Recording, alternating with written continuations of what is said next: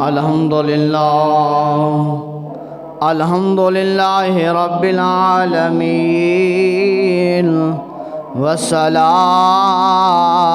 والسلام على سيد الأنبياء والمرسلين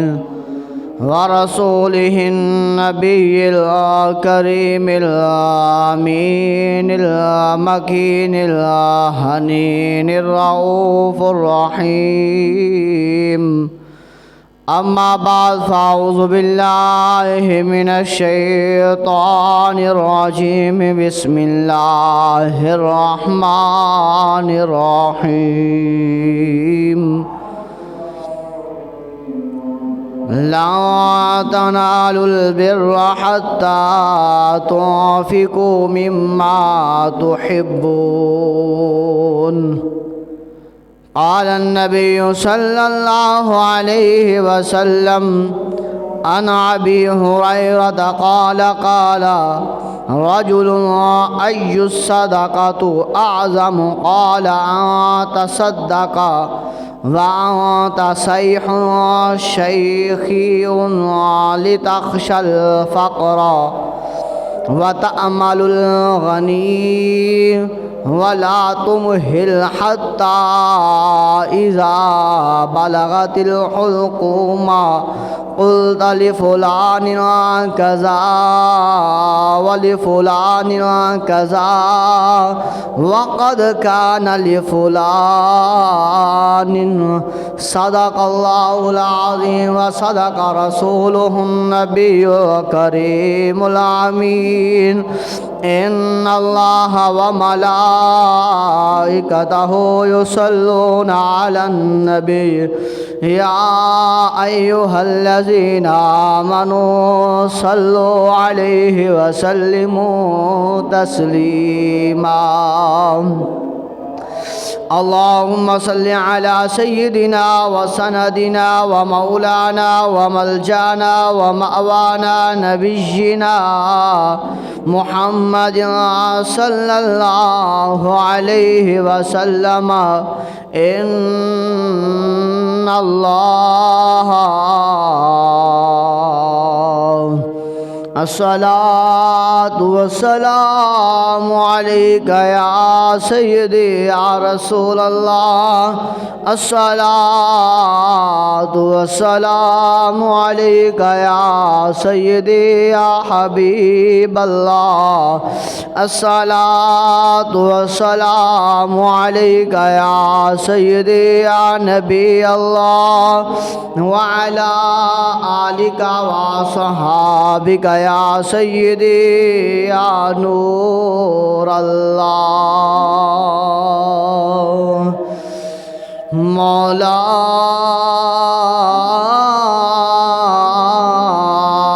تیری عطا چاہیے، محبوب خدا تیرے کرم کی ایک ابتدا چاہیے. الہی رحم فرما مصطفیٰ کے واسطے، یا رسول اللہ کرم کیجئے خدا کے واسطے. مشکل حل ہو شاہ مشکل کشا کے واسطے، الہی ہم خیر کی آس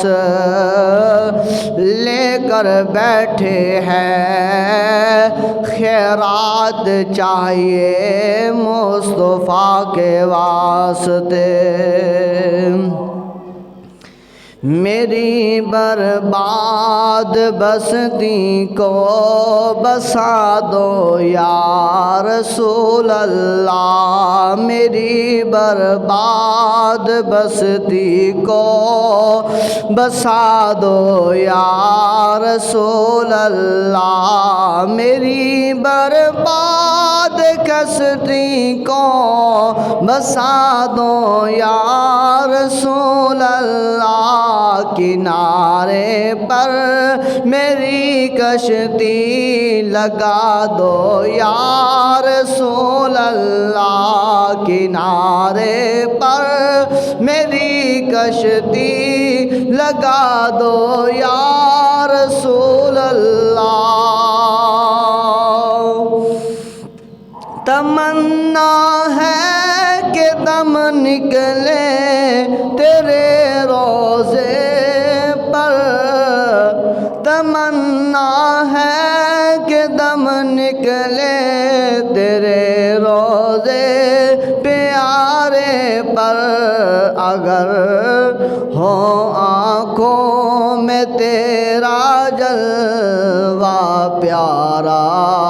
یا رسول اللہ، ہو آنکھوں میں تیرا جلوہ پیارا یا رسول اللہ، میری برباد بستی کو بسا دو یا رسول اللہ، کنارے پر میری کشتی لگا دو یا رسول اللہ۔ اگر ہوتا کبوتر میں تو آتا مدینے کو، اگر ہوتا کبوتر میں تو اڑتا مدینے کو، نہ جاتا پھر کبھی واپس دوبارہ یا رسول اللہ، نہ جاتا پھر کبھی واپس دوبارہ یا رسول اللہ، میری برباد بستی کو بسا دو یا رسول اللہ، کنارے پر میری کشتی لگا دو یا رسول اللہ، کنارے پر میری کشتی لگا دو یا رسول اللہ۔ گناہوں کے سمندر میں میری کشتی ڈوب جاتی ہے، گناہوں کے سمندر میں میری کشتی ڈوب جاتی ہے، میری کشتی کو مل جائے، میری کشتی کو مل جائے کنارہ یا رسول اللہ، میری برباد بستی کو بسا دو یا رسول اللہ، کنارے پر میری کشتی لگا دو یا رسول اللہ۔ لگا تکیہ گناہوں کا، پڑا دن رات سوتا ہوں، لگا تکیہ گناہوں کا، پڑا دن رات سوتا ہوں، مجھے اس خواب غفلت سے، مجھے اس خواب غفلت سے جگا دو یا رسول اللہ، میری برباد بستی کو بسا دو یا رسول اللہ، کنارے پر میری کشتی لگا دو یا رسول اللہ۔ حشر کے دن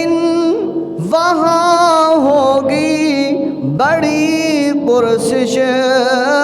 گناہوں کی، حشر کے دن وہاں ہوگی بڑی پرسش گناہوں کی، بن تیرے نہ ہوگا، بن تیرے نہ ہوگا سہارا یا رسول اللہ، بن تیرے نہ ہوگا سہارا یا رسول اللہ، میری برباد بستی کو بسا دو یا رسول اللہ۔ دن محشر کے جب ہوں گے نبی مرسل وہاں سارے، دن محشر کے جب ہوں گے نبی مرسل وہاں سارے، کہاں جاؤں اب ہو کے تمہارا یا رسول اللہ، کہاں جاؤں اب ہو کے تمہارا یا رسول اللہ، میری برباد بستی کو بسا دو یا رسول اللہ۔ جام کوثر نصیب ہوئے کرام التجا آقا، جام کوثر نصیب ہوئے کرام التجا آقا، بڑی مشکل میں ہے منگتا تمہارا یا رسول اللہ، بڑی مشکل میں ہے منگتا تمہارا یا رسول اللہ، کنارے پر میری کشتی لگا دو یا رسول اللہ، خدایا بخش دے ہم کو، خدایا بخش دے ہم کو پیارے مصطفیٰ دے صدقے، خدایا بخش دے ہم کو پیارے مصطفیٰ دے صدقے، کرم کی ایک نظر کر دو، کرم کی ایک نظر کر دو خدا را یا رسول اللہ، میری برباد بستی کو بسا دو یا رسول اللہ، کنارے پر میری کشتی لگا دو یا رسول اللہ، تمنا ہے کہ دم نکلے تیرے روضے پر آقا، آنکھوں میں تیرا جلوہ یا رسول اللہ۔ بلند آواز سے کہہ دیجئے سبحان اللہ۔ اللہ رب العزت اپنے عظمت والے قرآن میں ارشاد فرماتا ہے، مثل الذین ينفقون فی سبیل اللہ، دوسرے مقام پر فرماتا ہے کریم خدا، لن تنالوا البر حتی تنفقوا مما تحبون، کہ فرمایا مثال ان لوگوں کی جو اللہ کی راہ میں خرچ کرتے ہیں۔ آگے مقام پر فرمایا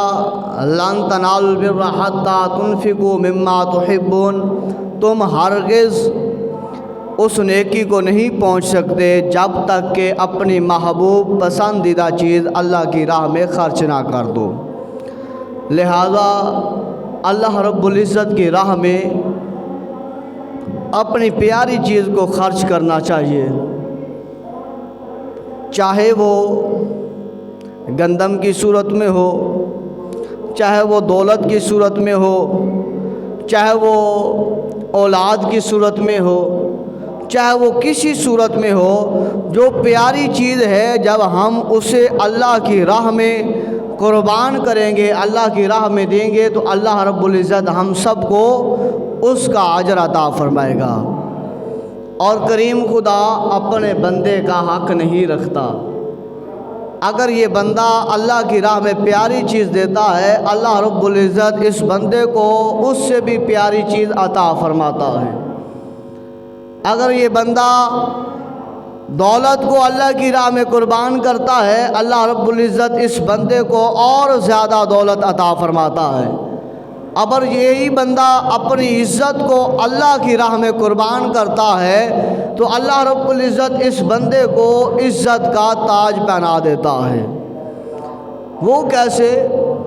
کہ اب ایک بندہ داڑھی مبارک رکھ لیتا ہے، گھر والے دیگر کہتے ہیں ابھی داڑھی نہ رکھ، یہ بندہ اپنی عزت کو اللہ رب العزت کے لیے قربان کر دیتا ہے،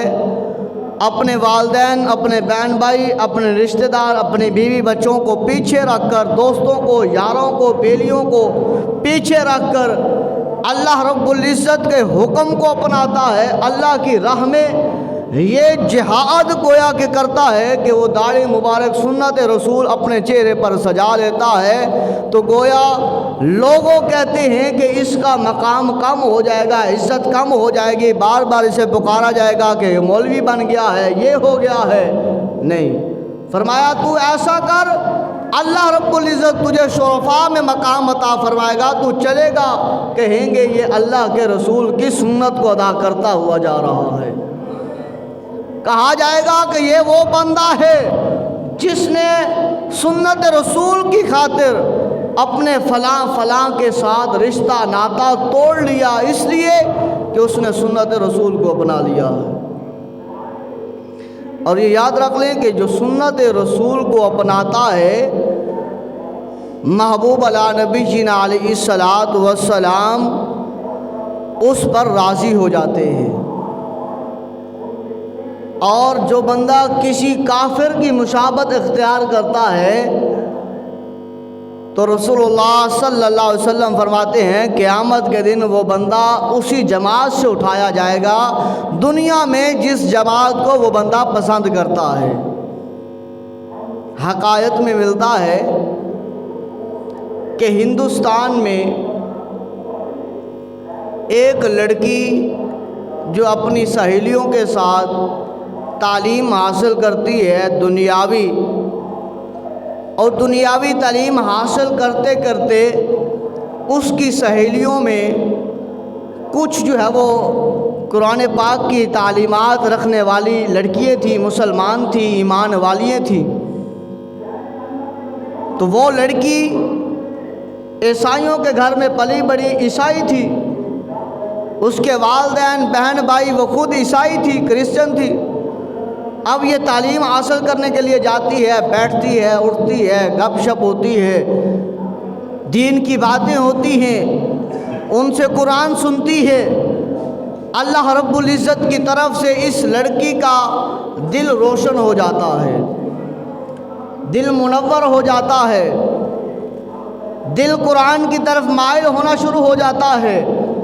گویا کہ اللہ رب العزت اس لڑکی کو اپنے مقبول بندیوں میں شامل فرمانا چاہتا ہے۔ والدین کافر ہیں، بہن بھائی کافر ہیں،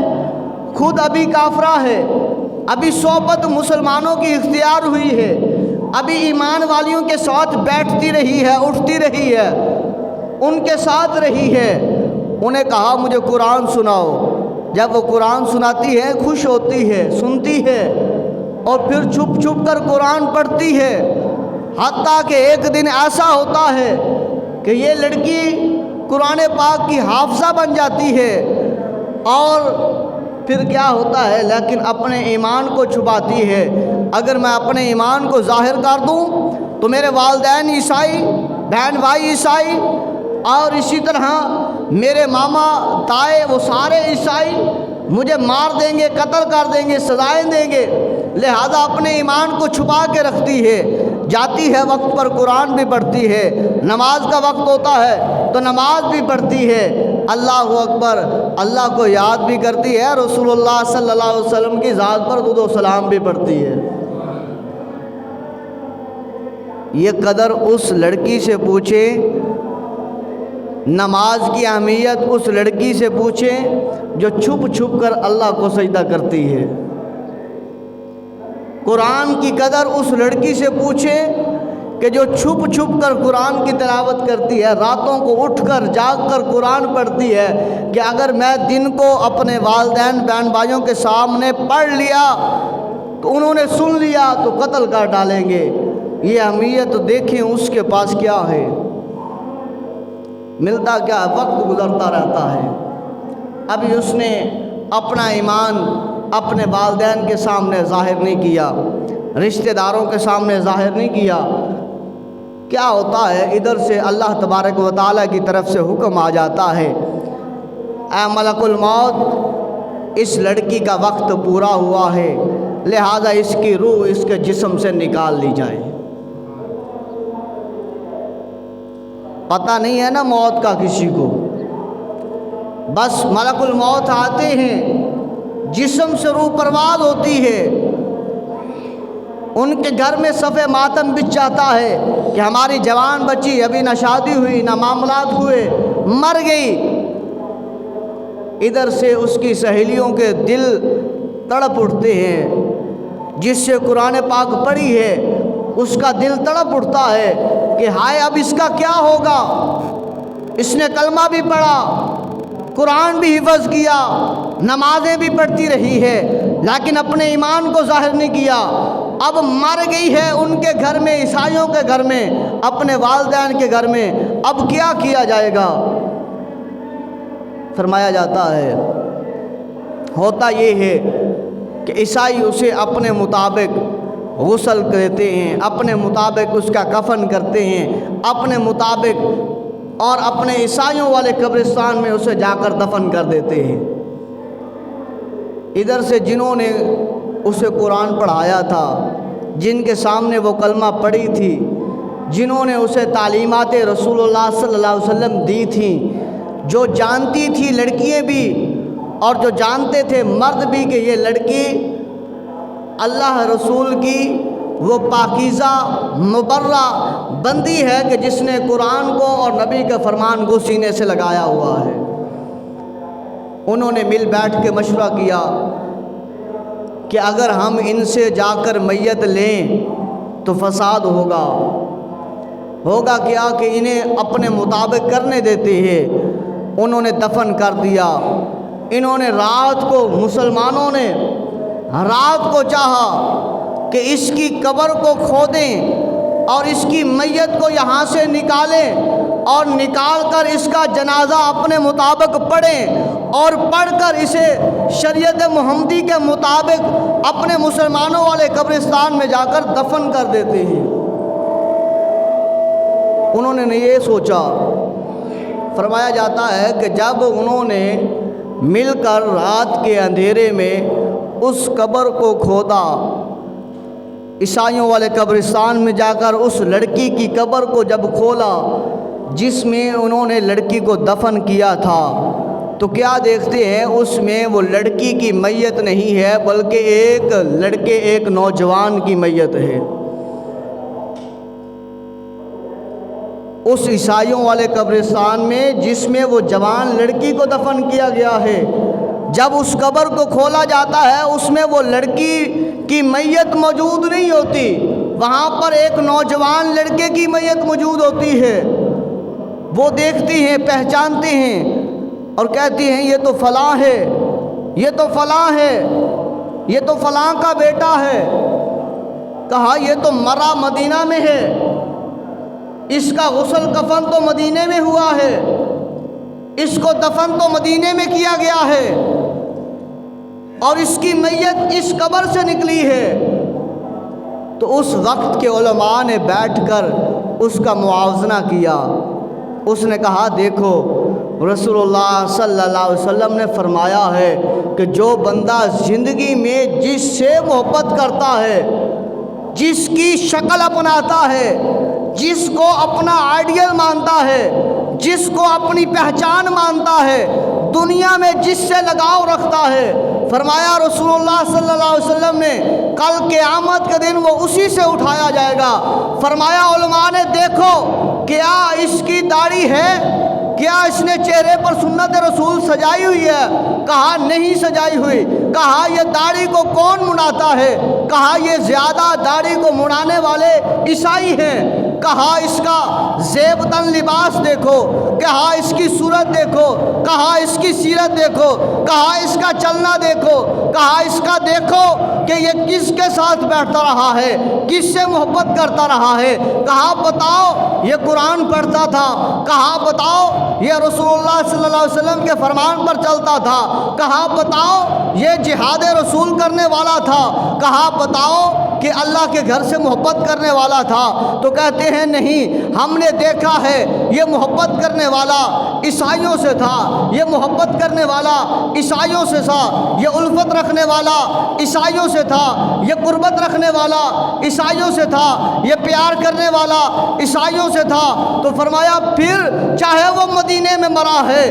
وہ مدینے میں اس کو موت آئی ہے، لیکن وہ قبر جو اس کی نکلی ہے وہ عیسائیوں کے قبرستان سے وہ نکلا ہے۔ کیوں؟ کیونکہ یہ زندگی میں محبت کرتا رہا ہے تو عیسائیوں سے کرتا رہا ہے، اس نے اپنے چہرے پر داڑھی نہیں سجائی، عیسائیوں کو خوش کرتا رہا ہے، لہذا آج مرا ہے تو اس کی قبر بھی اللہ نے عیسائیوں میں رکھ دی ہے۔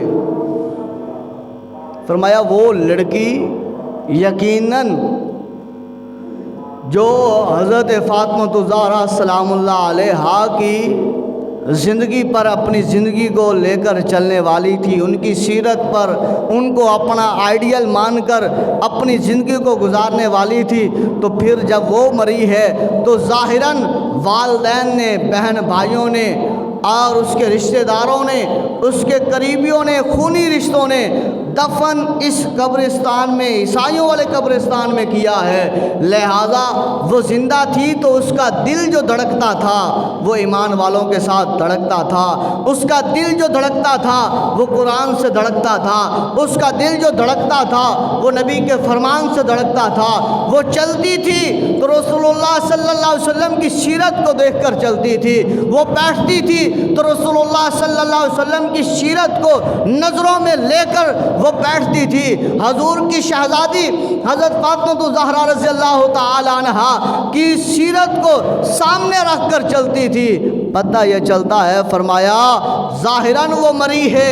دفن قبرستان عیسائیوں کے کیا گیا ہے، لیکن وہ اللہ کے حکم سے نکلے گی کہاں سے؟ وہ مدینہ طیبہ سے نکلے گی، اٹھے گی کہاں سے؟ وہ سیدہ طیبہ خاتون جنت حضرت فاطمہ الزہرا رضی اللہ تعالی عنہا کی کنیزوں میں اٹھے گی۔ وہ اٹھے گی کہاں پہ اٹھے گی؟ وہ فرمایا حضرت عائشہ الصدیقہ رضی اللہ تعالی عنہا کے قرب میں اٹھے گی۔ فرمایا وہ اٹھے گی کہاں پر اٹھے گی؟ فرمایا حضرت وہ خدیجۃ الکبریٰ رضی اللہ تعالی عنہا کی پاک کنیزوں میں اٹھے گی۔ وہ اٹھے گی تو کہاں اٹھے گی؟ فرمایا وہ کل قیامت کے دن رسول اللہ صلی اللہ علیہ وسلم کی پیاری ازواج محترات میں اور پیاری امہات المؤمنین میں اور پیاری بیٹیوں شہزادیوں میں اور پیاری نواسیوں میں، پیارے صحابیوں میں اور پیاری غلاموں میں وہ وہاں سے اٹھے گی۔ کیوں؟ کہ اس کا دھڑکنا، اس کا بیٹھنا، اس کا بولنا،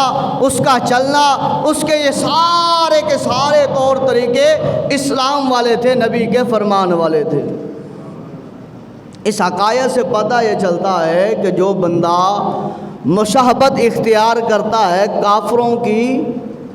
جو بندہ محبت کرتا ہے کافروں سے، جو بندہ دنیا میں مرغوب ہوتا ہے کافروں سے کہ ان کے پاس اتنا مال ہے، اتنی دولت ہے، اتنی عزت ہے، اتنا فلاں ہے، اور ان کے مطابق، ان کے ہیروں کے مطابق اپنی جو ہے وہ داڑھی کو شیپ دیتا ہے، اپنے والوں کو کٹنگ دیتا ہے، اپنے کپڑوں کو ان کے مطابق جو ہے وہ سلائی کرواتا ہے، ان ڈیزائنوں کے مطابق وہ بندہ اپنے جو ہے وہ جسم پر اپنا جو ہے وہ لباس پہنتا ہے، ان کے مطابق اپنی جو ہے وہ داڑھی کو کٹواتا ہے، ڈیزائن بنواتا ہے، تو اس وقت اسے یہ یاد نہیں رہتا کہ میں تو ان کا غلام نہیں ہوں، میں تو محمد عربی کے غلام ہوں۔ تو جو پھر ایسا کرے گا پھر اٹھایا بھی ویسا ہی جائے گا۔ تو رسول اللہ صلی اللہ علیہ وسلم سے محبت کیجئے، رسول اللہ صلی اللہ علیہ وسلم کی ہر سنت کو اپنانے کی کوشش کیجئے، نہیں تو کم از کم جتنی اپنائی جا سکتی ہے اتنی تو اپنائیں۔ تو میں عرض کر رہا تھا، فرمایا کریم خدا نے، مثل الذین ينفقون اموالهم فی سبیل اللہ، مثال ان لوگوں کی جو دیتے ہیں اللہ کی راہ میں۔ دوسرے مقام پر فرمایا لن تنالوا البر حتی تنفقوا مما تحبون، تم ہرگز اس وقت تک نیکی کو نہیں پہنچ سکتے جب تک کہ اپنی پسندیدہ چیز اللہ کی راہ میں نہ پیش کرو۔ بندے کو جوانی پسند ہے، جوانی ہر انسان کو پسند ہے۔ اگر کوئی بوڑھا بھی ہو گیا ہے وہ بھی جب بھی تذکرہ کرے گا تو اپنی جوانی کا کرے گا، کہے گا کہ جب میرے پر جوانی تھی تو یہ گرمی، یہ دھوپ، یہ سردی مجھے کچھ نہیں کہتی تھی، میں نے بڑا کام کیا ہے جوانی میں نے اتنی دولت کمائی ہے جوانی میں، میری جوانی کا فلاں واقعہ ہے، میری جوانی کا فلاں واقعہ ہے۔ جوانی ہے، یہ جوانی بندے کو بڑی پسندیدہ ہے۔ اگر یہی جوانی بندہ اللہ کی راہ میں قربان کر دینا، پھر یہ بڑھاپے میں یہ جوانی ایک خوبصورت تحفہ بن کے آ جاتی ہے۔ جن کی تو جوانی چلی گئی، جن کے پاس جوانی ہے، وہ اس جوانی کو قربان کیسے کریں گے؟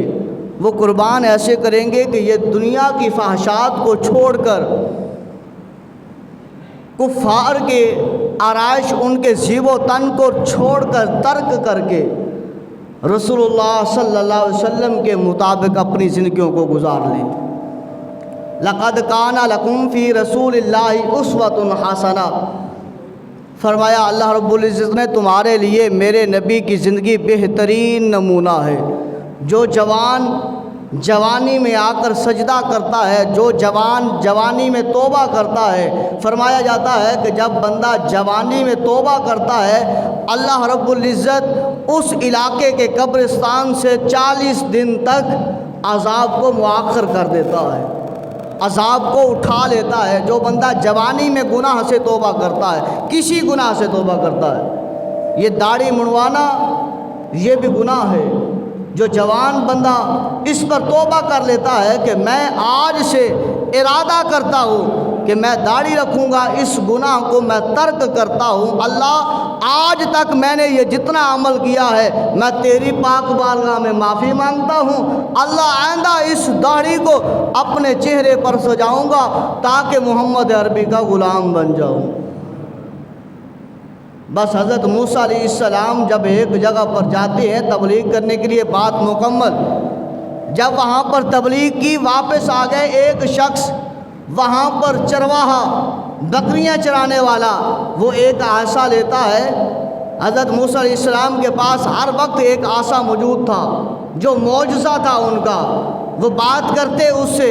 بھوک لگتی، اسے جو ہے وہ کھیت میں گاڑ دیتے، اس کے اوپر پھل لگ جاتا،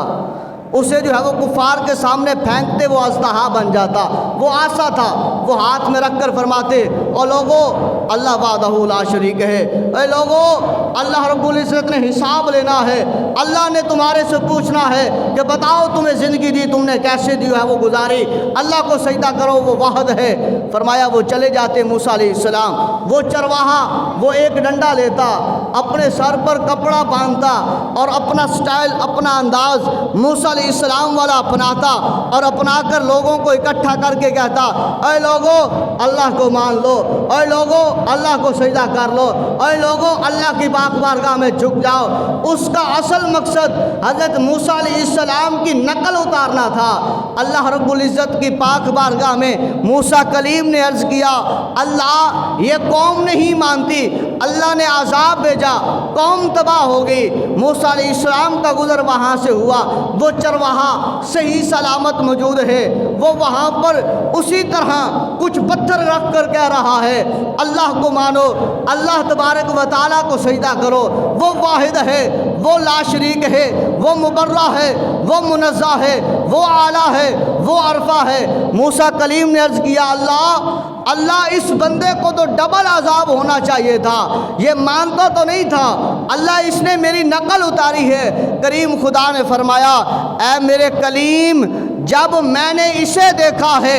اس میں تیری ادائیں نظر آئی ہیں کہ تو نے آسا پکڑا ہوا ہے، تو نے اپنے سر پر امامہ ایسے سجایا ہوا ہے، تو نے اپنا لباس ایسے پہنا ہوا ہے، تو نے اپنی جو ہے وہ تبلیغ کو اس انداز میں کی ہے، لہذا اس نے تیرا انداز اپنایا ہے، تیری نقل لی ہے، مجھے اس میں تیوں نظر آیا ہے، تیری سیرت نظر آئی ہے، اس لیے میں نے باقیوں کو ہلاک کر دیا ہے، اسے محفوظ کر دیا ہے تیری ادا کو اپنانے کی وجہ سے۔ تو فرمایا اگر موسیٰ کلیم کا ماننے والا اس کے علاقے کا اگر موسیٰ کلیم کی نقل اپنے اوپر لیتا ہے، اس کا رنگ ڈھنگ اپناتا ہے، اللہ اسے سزا نہیں دیتا، تو جو محمد عربی کا غلام بن کر رسول اللہ صلی اللہ علیہ وسلم کی سیرت کو اپنے اوپر ڈھال لیتا ہے تو فرمایا جاتا ہے انشاءاللہ اللہ رب العزت اسے بھی عذاب سے پاک فرما دے گا۔ وہ بھی جب قبر میں جائے گا تو رسول اللہ صلی اللہ علیہ وسلم جب قبر میں تشریف لے آئیں گے تو اللہ کے محبوب فرمائیں گے کہ دیکھو اس نے اپنے چہرے پر میں محمد کی سنت کو سجایا ہوا ہے، فرشتوں اس کے اوپر رحم کر دو، اسے چھوڑ دو۔ اللہ رب العزت کی پاک بارگاہ میں دعا اللہ ہمیں عمل کی توفیق عطا فرمائے۔